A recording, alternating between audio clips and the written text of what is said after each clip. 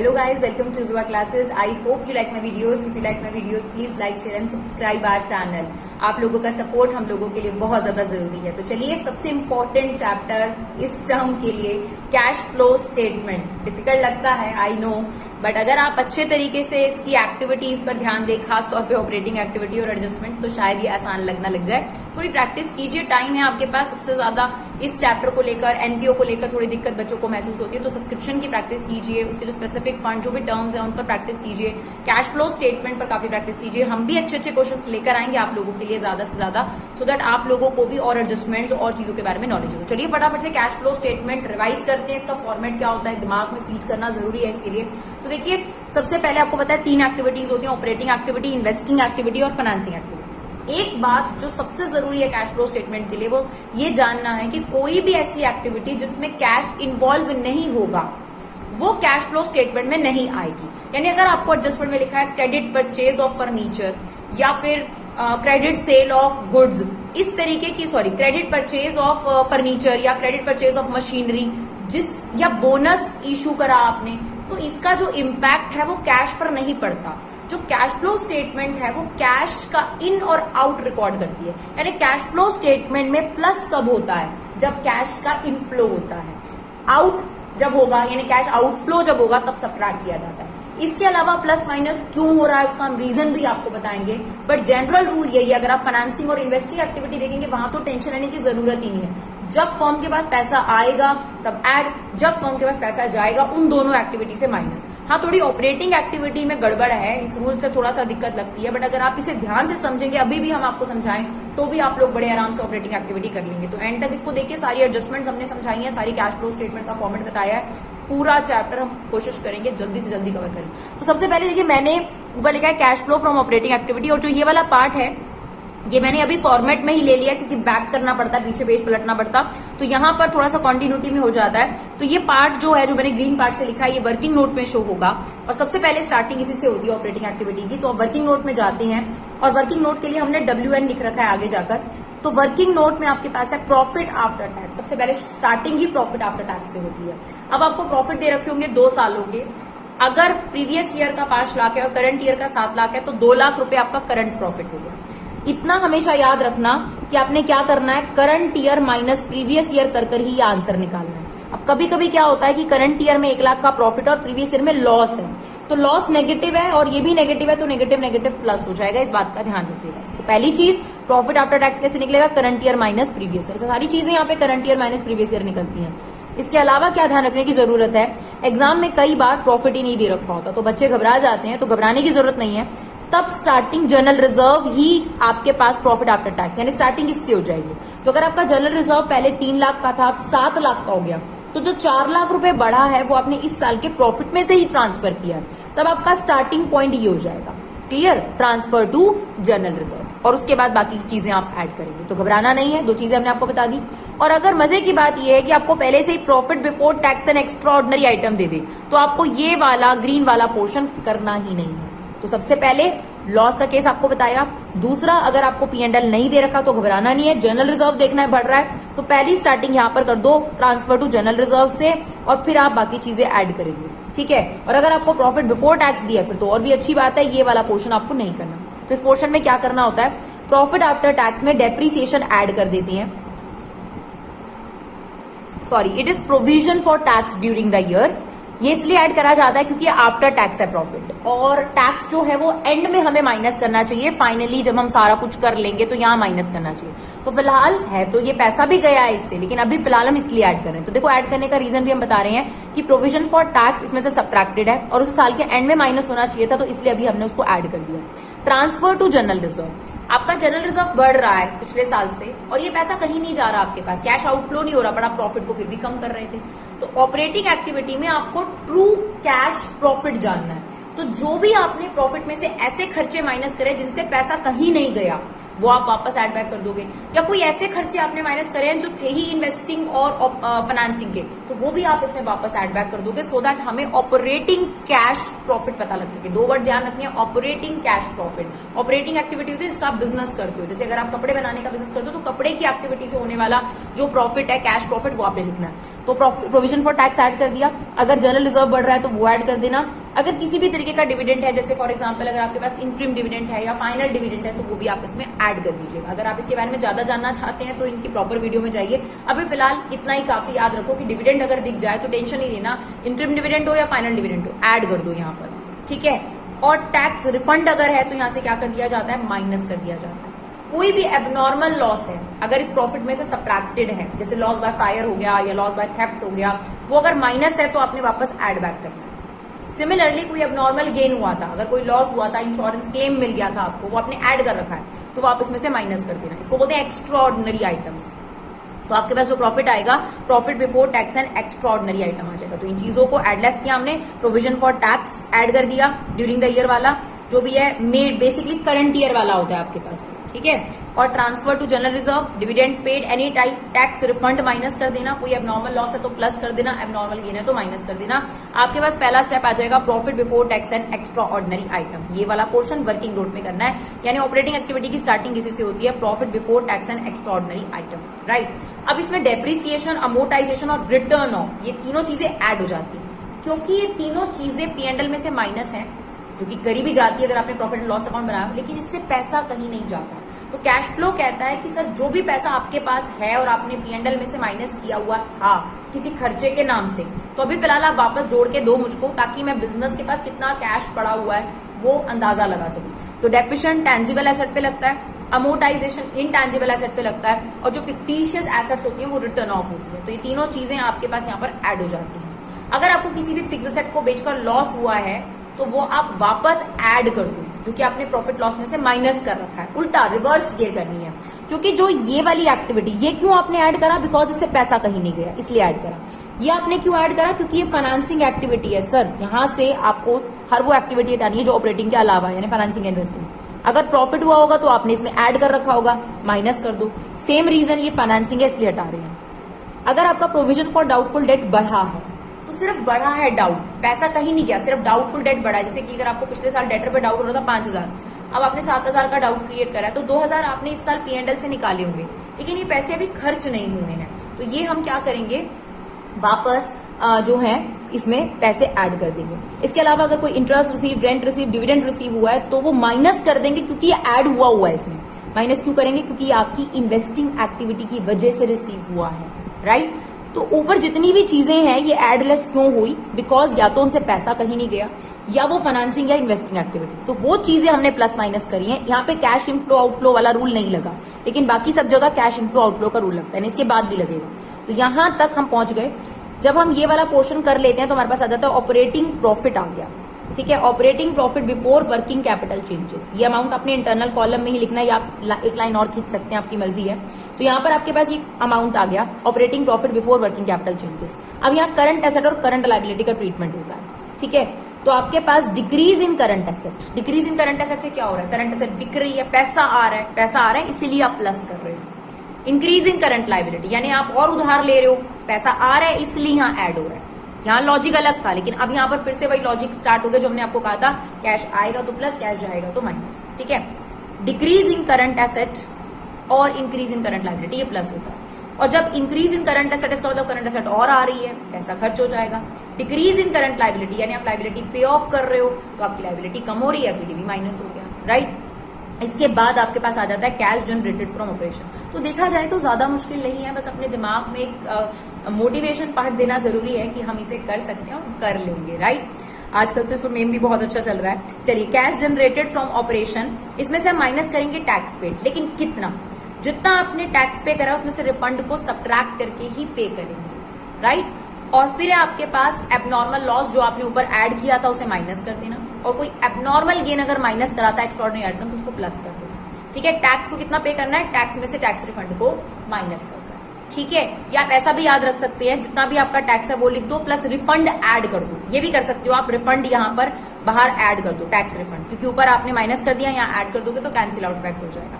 या फिर आप ऐसा भी कर सकते हो, टैक्स पेड कितना करोगे, सीधा ही टैक्स जितना बनता है उसमें से रिफंड को सबट्रैक्ट करके ही टैक्स पेड करो, और एबनॉर्मल लॉस को माइनस कर दो। ठीक है, क्योंकि लॉस माइनस ही होने चाहिए थे, लेकिन हमने ऊपर ऐड इसलिए करे थे क्योंकि हमें प्रॉफिट एक्स्ट्रा ऑर्डिनरी आइटम और टैक्स से पहले चाहिए था, तो इसलिए हमने टैक्स को भी वापस ऐड बैक कर दिया था, एबनॉर्मल लॉस को भी वापस ऐड बैक कर दिया था और टैक्स रिफंड को माइनस कर दिया था। ठीक है, अब हमें प्रॉपर प्रॉफिट चाहिए तो एबनॉर्मल लॉस को माइनस कर दिया, और कोई एबनॉर्मल गेन है तो उसे प्लस कर दिया। तो यहाँ पर आ जाएगा आपका net cash flow from operating activity अगर पॉजिटिव है, अगर नेगेटिव है तो net cash used from operating activity. तो देखिए फर्स्ट पेज पर ही आपका ऑपरेटिंग एक्टिविटी है पूरा का पूरा। अगर आपको नोट्स चाहिए तो इंस्टाग्राम से आप इनका स्क्रीनशॉट लेकर रख सकते हैं। राइट, अब हम बात करेंगे इन्वेस्टिंग और फाइनेंसिंग। तो ये पेज सबसे ज्यादा जरूरी है, इस पर ज्यादा कॉन्सेंट्रेशन करिए। उसके बाद तो आसान है, फाइनेंसिंग इन्वेस्टिंग ज्यादा मुश्किल नहीं है। तो अब हमारा है इन्वेस्टिंग एक्टिविटी सेकंड। तो इसमें सिर्फ फोकस करो फिक्स एसेट्स पर। क्लियर, देखिए आपके पास बैलेंस शीट गिवन होती है, सीधा सा क्लासिफिकेशन है। जो शेयर होल्डर फंड और नॉन करंट लाइबिलिटी अगर ये बढ़ घट रहे होते हैं तो ये फाइनेंसिंग एक्टिविटी में जाते हैं। ठीक है ना, क्योंकि इक्विटी शेयर इशू हो रहा है या फिर लोन आप ले रहे हो या लोन रीपे कर रहे हो, तो इन दोनों का ट्रीटमेंट कहां जाएगा, फाइनेंसिंग एक्टिविटी। करंट लाइबिलिटी का ट्रीटमेंट कहां जाता है, operating activity. Non current asset का ट्रीटमेंट कहां जाता है, इन्वेस्टिंग एक्टिविटी में, और ये तो दोनों ऑपरेटिंग की है। तो आप देखो दोनों का जो अपर पार्ट है वो फाइनेंसिंग और इन्वेस्टिंग, यानी लाइबिलिटी का अपर पार्ट फाइनेंसिंग में और एसेट का अपर पार्ट इन्वेस्टिंग में। बाकी करंट एसेट करंट लाइबिलिटी जो बढ़ घट रहे होंगे वो कहां डालने हैं आपने, एक्सेप्ट करंट एसेट में सिर्फ कैश एंड कैश इक्विवेलेंट को आपने छोड़ना है, बाकी सब चीजें आपकी ऑपरेटिंग एक्टिविटी में यूज हो जाएंगी। तो अगर आपको ये क्लासिफिकेशन क्लियर है फिर कोई टेंशन ही नहीं है, जितना भी ये पोर्शन है ये फाइनेंसिंग में जाएगा। ठीक है, अभी फिलहाल इन्वेस्टिंग में क्या जाएगा, नॉन करंट एसेट्स। ठीक है, तो अगर आपकी एसेट बिक रही हो तो पैसा आ रहा है इसलिए प्लस कर दो, एसेट खरीद रहे हो पैसा जा रहा है आउटफ्लो हो रहा है इसलिए माइनस कर दिया, डिविडेंड रिसीव्ड प्लस क्योंकि आपने ऑपरेटिंग में माइनस कर दिया, इंटरेस्ट रिसीव्ड प्लस पैसा आ रहा है। अगर आप गुडविल को ध्यान से देखिएगा, एक इंटेंजिबल एसेट है गुडविल, तो गुडविल अगर आपकी बढ़ रही है तो परचेज ऑफ गुडविल यहां आ जाएगी। लेकिन अगर गुडविल आपकी कम हो रही है तो वो रिटर्न ऑफ हो रही है, वो सेल नहीं हो रही। जनरली आपने परचेज करी हुई है गुडविल, जब तक सेल शब्द ना लिखा है आप कभी सेल नहीं मानना। ध्यान से सुनना, सिर्फ गुडविल के लिए ये ट्रीटमेंट है, इंटेंजिबल एसेट्स के लिए ट्रीटमेंट है। अगर आपके पास इंटेंजिबल एसेट बढ़ रही है तो परचेज है, तो वो इन्वेस्टिंग में माइनस हो जाएगा।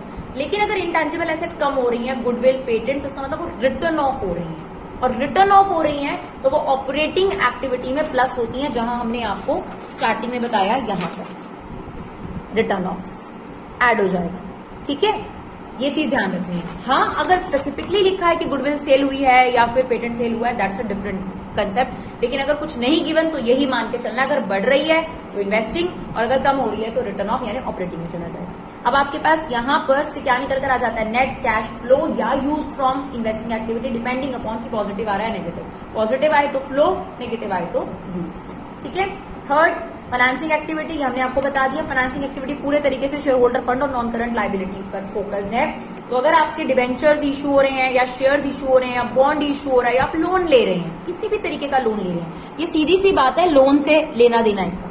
लोन आएगा तो प्लस कर दो, लोन पे करोगे तो माइनस कर दो, लोन से रिलेटेड कोई खर्चा करोगे तो माइनस कर दो, सिंपल।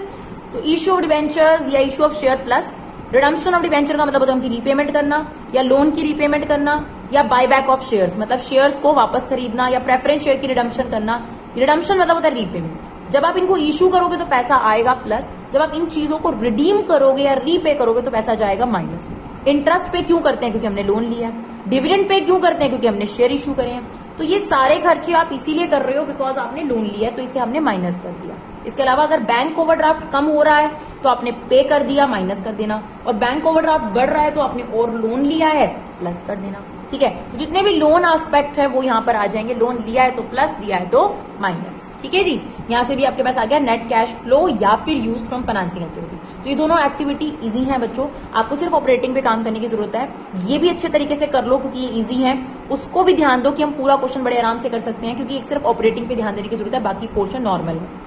उसके बाद तीनों एक्टिविटी के जो आंसर्स होते हैं उनको प्लस करा जाता है और देखा जाता है कि क्या आंसर आएगा। अगर पॉजिटिव आता है तो नेट कैश इंक्रीज, अगर नेगेटिव आता है तो net cash decrease in cash and cash equivalent. ये अमाउंट आपके पास आ जाता है। फिर इसमें क्या ऐड किया जाता है, opening cash and cash equivalent. ठीक है, opening cash and cash equivalent में आपने क्या लेना है, करंट एसेट्स में से कैश, बैंक ओपनिंग का, short term deposit, current investment, marketable security. ये सभी चीजें कैश एंड कैश इक्विवेलेंट होती है। इनमें से सारी चीजें भी गिवन हो सकती हैं, एक या दो भी। तो सबको प्लस करो, opening cash and cash equivalent को यहाँ पर ऐड करो। इसमें ये ऐड करके आपका जो आंसर है वो closing cash and cash equivalent से मैच करना चाहिए। Closing cash and cash equivalent में भी वही cash, bank, short term deposit, current investment और मार्केटेबल सिक्योरिटीज आपके पास आते हैं, राइट। तो ये था आपके पास कैश फ्लो स्टेटमेंट का पूरा फॉर्मेट रिवीजन। अब है कौन कौन सी एडजस्टमेंट्स आ सकती हैं, उसको भी साथ में रिवाइज कर लेते हैं फटाफट से। तो सबसे पहली एडजस्टमेंट है नॉर्मल फिक्स एसेट की एडजस्टमेंट है। आपको फिक्स एसेट का सेल दे रखा है, ऊपर ओपनिंग क्लोजिंग दे रखा है बैलेंस शीट में, अब आपको सॉल्व करना है उसको। तो जनरली परचेज निकल कर आ जाती है। तो फिक्स एसेट अकाउंट हम बनाएंगे, ये आपकी डेबिट साइड और ये आपकी क्रेडिट साइड। यहाँ पर आता है balance BD of that particular asset, ठीक है। आपने उसका बैलेंस बीडी लिखा, क्रेडिट साइड पर आ जाता है बैलेंस बीडी। जितनी भी एसेट्स होती हैं उनके बीडी लेफ्ट साइड पर और जितनी भी लाइबिलिटीज होती हैं उनकी राइट साइड पर, ठीक है जी। तो आपके पास बीडी यहां आ गया, सीडी यहां आ गया। अब आपने अगर कोई सेल करी है एसेट्स की तो बैंक से सेल दिखाएंगे, लॉस हुआ है तो पी एंड एल से लॉस दिखाएंगे, डेप्रीसिएशन अगर प्रॉफिट हुआ है तो पी एंड एल से प्रॉफिट इस साइड आ जाएगा, राइट। अगर बची हुई जो मशीनें हैं उन पे डेप्रिसिएशन है तो पी एंड एल के नाम से वो डेप्रिसिएशन शो होगा। अगर ये सारी चीजें गिवन थी, सेल भी गिवन थी, लॉस भी गिवन था, डेप्रिसिएशन भी गिवन था, सीडी भी गिवन था, बीडी भी गिवन था और प्रॉफिट लॉस में से कोई एक चीज हुई होगी, तो आपके पास बैलेंसिंग फिगर यहाँ परचेज निकल कर आ जाएगी। क्लियर। अब ये हो सकता है कि आपको बीडी दिया हो, सीडी दिया हो, परचेज दे रखा हो, सेल भी दे रखा हो, तो आपके पास यहां बैलेंस बच रहा है तो वो डेप्रिसिएशन होगा बची हुई मशीनों का। तो या तो आपके पास ये बैलेंसिंग फिगर हो सकता है या आपके पास ये बैलेंसिंग फिगर हो सकता है। आपको ध्यान देना पड़ेगा कि क्या चीज है। और अगर आपको डेप्रिसिएशन भी दिया हुआ था, परचेज भी दिया हुआ था, बीडी सीडी भी दिया होता, फिर तो पक्की बात है वो सेल है, ठीक है। तो अपने ये ध्यान रखना है कि डेबिट साइड पर क्या आता है, एक तो प्रॉफिट आता है अगर कोई मशीन बिकी है, या फिर परचेज आती है, इसके अलावा नहीं आ रहा। और क्रेडिट साइड पे क्या आ रहा है, सेल आ रही है या डेप्रिसिएशन आ रहा है। तो यही चीज है, अगर डेप्रिसिएशन दिया होगा तो सेल बचेगी और अगर सेल दे रखी है तो डेप्रिसिएशन बचेगा। क्लियर। तो सबसे पहले बहुत आसान है, यहाँ पे बीडी लिखा, यहाँ पर सीडी, सेल के पैसे लिखे, लॉस हुआ तो पीएनएल के नाम से, प्रॉफिट हुआ तो पीएनएल के नाम से, डेप्रिसिएशन पीएनएल के नाम से। बैलेंसिंग फिगर जनरली निकलती है हमारे पास परचेजेस, जो कि हमने यहाँ पर आपके सामने लिखी है। क्लियर। अब आपको पोस्ट कौन सी चीजें करनी है कैश फ्लो स्टेटमेंट में जिनमें आपने बैंक और पीएनएल का इस्तेमाल करा है, बस वही वाली, ठीक है। अब ये क्या है, सेल, तो पैसा आएगा एसेट को बेचने से, एसेट से रिलेटेड है तो इन्वेस्टिंग में ही जाएगा, ठीक है। ये पूरा का पूरा पोर्शन आपके पास एसेट से रिलेटेड है, तो सेल आपका इन्वेस्टिंग में क्या हो गया प्लस, लॉस ऑपरेटिंग में वापस एड बैक करो क्योंकि वहां से माइनस कर रखा था, ठीक है। और फाइनेंसिंग में, इन्वेस्टिंग में कुछ नहीं करना, बिकॉज जितने रुपए की भी आप सेल करते हो कम में या ज्यादा में, वो ऑलरेडी लॉस या प्रॉफिट इसमें ऑलरेडी ऐड होके इन्वेस्टिंग में चला जाता है, ठीक है। तो ये इन्वेस्टिंग में प्लस हो गया, ये ऑपरेटिंग में प्लस हो गया, और ये वर्किंग नोट में ये भी आपका ऑपरेटिंग में क्या हो जाएगा, प्लस हो जाएगा, है ना। जहां डेप्रिसिएशन हमने स्टार्ट किया था, profit before tax and depreciation, profit before tax and extraordinary item, वहां डेप्रिसिएशन और अमोर्टाइजेशन ऐड होते हैं, वहां जाके क्या हो जाएगा आपके पास, ऐड हो जाएगा। क्लियर। तो आपके पास ये अगर प्रॉफिट है तो माइनस, और अगर आपने परचेज करा है तो इन्वेस्टिंग में माइनस। क्लियर। ये वाला तो अकाउंट बच्चों को क्लियर हो जाता है। जो दूसरा वाला है उसमें दिक्कत आती है उनको, तो उसमें परेशान मत होइए, बस इसी अकाउंट के दो टुकड़े कर दिए, ठीक है ना। फिक्स एसेट अकाउंट और एक्यूमुलेटेड डेप्रिसिएशन अकाउंट, ये देखिए, फिक्स एसेट अकाउंट और एक्यूमुलेटेड डेप्रिसिएशन अकाउंट। बस इतना याद रखिए कि जो सेकंड वाला अकाउंट है ये पहले क्लोज होगा और उसमें चार ही चीजें आती हैं। तो सबसे पहले एसेट का BD CD, provision for depreciation, accumulated depreciation या रिजर्व फॉर डेप्रिसिएशन, एक ही बात है। तो बीडी सीडी लिख दिए। उसके बाद अगर आपको क्वेश्चन में ये दे रखा है कि एक मशीन 50,000 रुपीज की थी, ब्रैकेट में लिखा हुआ है 30,000 रुपए एक्यूमुलेटेड डेप्रिसिएशन है, तो वो यहां आता है। जो मशीन आप बेच रहे हो उसका जो एक्यूमुलेटेड डेप्रिसिएशन दिया वो यहां आता है। तो अगर आपको ये सीडी और बीडी दिया हुआ है तो बैलेंसिंग फिगर निकल कर आ जाएगी जितना डेप्रिसिएशन इस साल बाकी मशीनों पे लगा है, ठीक है। अगर आपको बीडी दिया हुआ है, इस साल का डेप्रिसिएशन दिया हुआ है और सीडी दिया हुआ है, अगर मैच कर जाए तो कोई दिक्कत नहीं, लेकिन अगर मैच नहीं करता तो सेल वाला डेप्रिसिएशन निकल कर आ सकता है। यानी अगर आपको एक मशीन दी हुई है costing 50,000 rupees and sell 10,000 rupees, तो रुकिएगा, क्योंकि कॉस्टिंग से सेल का कंपैरिजन नहीं होता, बुक वैल्यू से सेल का कंपैरिजन होता है। तो आपको पहले ये अकाउंट बनाना पड़ेगा, इसमें बीडी डालिए, सीडी डालिए, डेप्रिसिएशन ड्यूरिंग द ईयर डालिए, तो आपके पास आ जाएगा वो जो सेल हो रही है उस पर कितना डेप्रिसिएशन इकट्ठा है। तो यहां से अगर मान लीजिए 30,000 आ गया, तो इसका मतलब 50,000 रुपए की जो कॉस्ट की मशीन है उस पर 30,000 रुपए का डेप्रिसिएशन लगाओ, 20,000 की बनी, 20,000 वाली मशीन को सेल वैल्यू से कंपेयर करो, राइट, चलिए ये अकाउंट क्लोज हो गया, अब इस अकाउंट पर आ जाओ। यहाँ बीडी लिखा था, यहाँ सीडी लिखा था, ये वाला क्रॉस यहाँ पर आ जाता है एक्यूमुलेटेड डेप्रिसिएशन के नाम से, ठीक है ना। अब वही सेम आप सेल कर रहे हो बैंक के नाम से, अगर लॉस हो रहा है तो P&L के नाम से, प्रॉफिट हो रहा है तो P&L के नाम से इधर आ जाएगा, ठीक है। अब ये सारी चीजें पोस्ट हो जाती है तो बैलेंसिंग फिगर क्या निकल कर आ जाती है, परचेज निकल कर आ जाती है। अब यहाँ डेप्रिसिएशन बैलेंसिंग फिगर नहीं निकलेगा क्योंकि डेप्रिसिएशन यहाँ चला गया। तो बहुत सिंपल सी बात थी, ये देखो यहाँ पर 3 चीजें थी, इन 3 चीजों में से जो ये वाला पोर्शन था वो नीचे चला गया, बाकी कुछ नहीं है। देखो यही चारों चीजें यहाँ पर है, देखिए सिर्फ डेप्रिसिएशन यहाँ आ गया आपके पास। तो अगर लॉस हुआ है तो ऑपरेटिंग एक्टिविटी में प्लस, सेल कर रहे हो एसेट की इन्वेस्टिंग में प्लस, P&L ऑपरेटिंग में माइनस क्योंकि प्रॉफिट है ये आपके पास, और परचेज कर रहे हो तो इन्वेस्टिंग में माइनस। तो ये बहुत इंपॉर्टेंट एडजस्टमेंट है जो सबसे ज्यादा एग्जाम में पूछी जाती है, जिसको आपने बहुत अच्छे तरीके से करना है, राइट। इसकी प्रैक्टिस बहुत करिए, 1-2 बार अकाउंट्स बनाइए, आपको इजीली क्लियर हो जाएगा। नेक्स्ट एडजस्टमेंट देखते हैं। उसके बाद है प्रोविजन फॉर टैक्सेशन को लेकर आपके पास एडजस्टमेंट। देखिए अगर आपके पास अकाउंट की बात करी जाए तो अकाउंट आपको जनरली तभी बनाना चाहिए जब आपके पास ओपनिंग क्लोजिंग की और नीचे एडजस्टमेंट में कुछ गिवन है। अगर प्रोविजन फॉर टैक्स का सिर्फ ओपनिंग क्लोजिंग गिवन है, नीचे कोई इन्फॉर्मेशन नहीं है, टैक्स पे, टैक्स प्रोवाइडेड कुछ नहीं लिखा हुआ, तो जो पिछले साल का टैक्स है वो आपने पे कर दिया है तो उसे ऑपरेटिंग में लास्ट में माइनस कर दीजिएगा। और जो करंट ईयर का आपके पास टैक्स है वो मेड है और वो आपके पास वर्किंग नोट में जाके प्लस हो जाएगा, क्लियर। लेकिन अगर आपको ओपनिंग क्लोजिंग दिया तो आपको अकाउंट बनाना है BD/CD, और अगर एडजस्टमेंट में टैक्स पेड दिया है तो यहां आता है बैंक के नाम से। अगर टैक्स मेड या प्रोवाइडेड दिया है तो ये करंट ईयर का होता है, आपने इस साल और कितना टैक्स लगाया है वो P&L के नाम से यहां आ जाएगा। देखिए कुछ भी चीज गिवन हो सकती है, BD गिवन है, CD गिवन है, ओके। टैक्स पेड गिवन है तो मेड निकल कर आता है P&L वाला, यानी इस साल वाला, करंट ईयर वाला। और अगर आपको BD/CD और P&L गिवन है तो टैक्स पेड निकल कर आएगा, क्लियर। तो यही 2 चीजें मिसिंग फिगर इसमें निकल कर आती हैं, या तो ये या तो ये 4 ही चीजें आती हैं इसमें भी। जैसे प्रोविजन फॉर डेप्रिसिएशन में 4 चीजें थी, BD/CD, सेल वाला डेप्रिसिएशन और करंट ईयर का डेप्रिसिएशन। यहाँ पे भी करंट ईयर का ही आपके पास टैक्स निकल कर आया है। अब ये क्या होता है, वर्किंग नोट में प्लस हो जाता है ये वाला, और जो ये वाला ये ऑपरेटिंग में लास्ट में जाके क्या हो जाता है आपके पास, माइनस हो जाता है, क्लियर। इसके अलावा आपके पास है प्रपोज्ड डिविडेंड को लेकर एडजस्टमेंट। तो एडिशनल इन्फॉर्मेशन में अगर आपको प्रपोज डिविडेंड दिया हुआ है, प्रपोज होता है कि कंपनी ने अभी डिक्लेयर करा है, ठीक है ना, तो आपके पास 2 सालों के डिविडेंड दिए होंगे, प्रीवियस ईयर और करंट ईयर का। तो करंट ईयर वाला बिल्कुल मत छेड़ना, सिर्फ प्रीवियस ईयर वाला उठाना, ऑपरेटिंग में प्लस कर देना, कहां पर, वर्किंग नोट में, और फाइनेंसिंग में इसे क्या कर देना, लास्ट में माइनस कर देना, क्लियर। सिंपल सा ट्रीटमेंट है। इंटरिम डिविडेंड और फाइनल डिविडेंड का ट्रीटमेंट यही है, वर्किंग नोट में प्लस, फाइनेंसिंग में माइनस, यानी सभी डिविडेंड का एक ही ट्रीटमेंट है, टेंशन नहीं लेने का। वर्किंग नोट में प्लस और फाइनेंसिंग में उसको क्या कर दिया जाएगा, माइनस कर दिया जाएगा। अगर आपको स्टेटमेंट ऐसे लिखी हुई है कि शेयर होल्डर्स ने प्रपोज डिविडेंड अप्रूव नहीं करा, तो फिर तो आपको प्रपोज डिविडेंड का ये ट्रीटमेंट भी नहीं करना, कोई ट्रीटमेंट नहीं करना, बट नोट जरूर मेंशन करना है कि क्योंकि यहाँ पर डिविडेंड अप्रूव नहीं हुआ, देयर बाय यहाँ पर कोई ट्रीटमेंट नहीं, क्योंकि उस नोट के भी आपको नंबर मिलेंगे, राइट। इसके अलावा 1-2 एडजस्टमेंट्स और हैं, इनको भी देखिए। नॉन करंट इन्वेस्टमेंट्स को लेकर एक एडजस्टमेंट है कि non current investment sold at a profit of 20% and profit transfer to capital reserve, ठीक है। अब देखिए नॉन करंट इन्वेस्टमेंट 5 लाख की थी, 4 लाख की हो गई, यानी आपने 1 लाख की इन्वेस्टमेंट बेच दी 20% प्रॉफिट पर, तो 20% प्लस करके इसका मतलब 1,20,000 रुपीज आपके पास पैसा आ गया। वो तो हम इन्वेस्टिंग में प्लस कर देंगे क्योंकि ये आपके पास एक फिक्स एसेट ही है, तो आपने इसे प्लस कर दिया इन्वेस्टिंग में। लेकिन जो 20,000 रुपए का प्रॉफिट था वो आपने कहाँ डाला, कैपिटल रिजर्व में।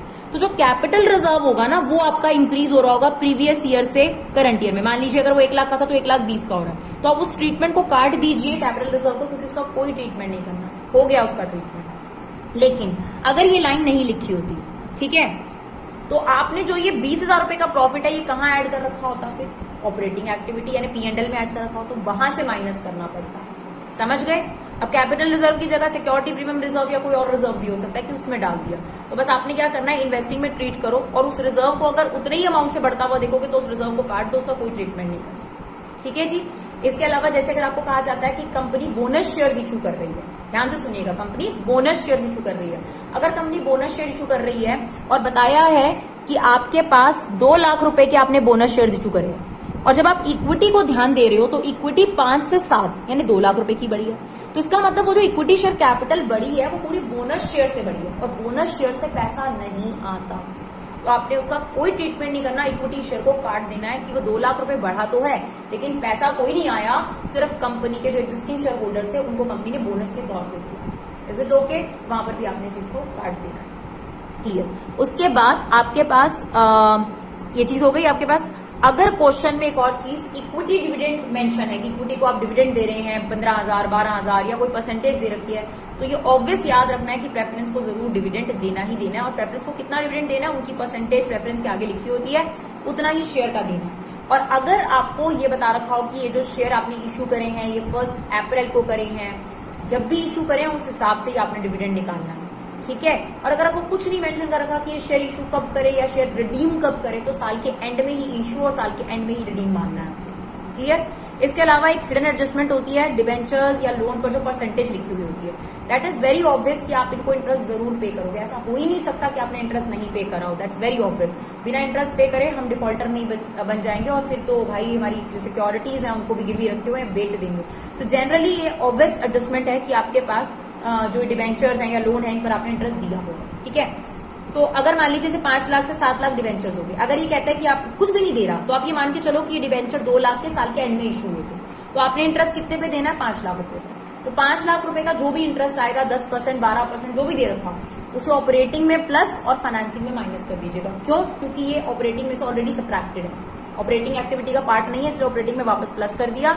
और क्योंकि ये लोन की वजह से आपने खर्चा भरा है तो ये फाइनेंसिंग में ही माइनस होना चाहिए, तो वहां जाके माइनस कर दिया, ठीक है। सिमिलरली अगर आपको कहता है कि ये जो 2 लाख रुपए ये आपने साल के शुरू में ही इशू करे थे, ऐसा वो बता रहा है, तो फिर पूरे 7 लाख रुपए पर दे दो, ठीक है।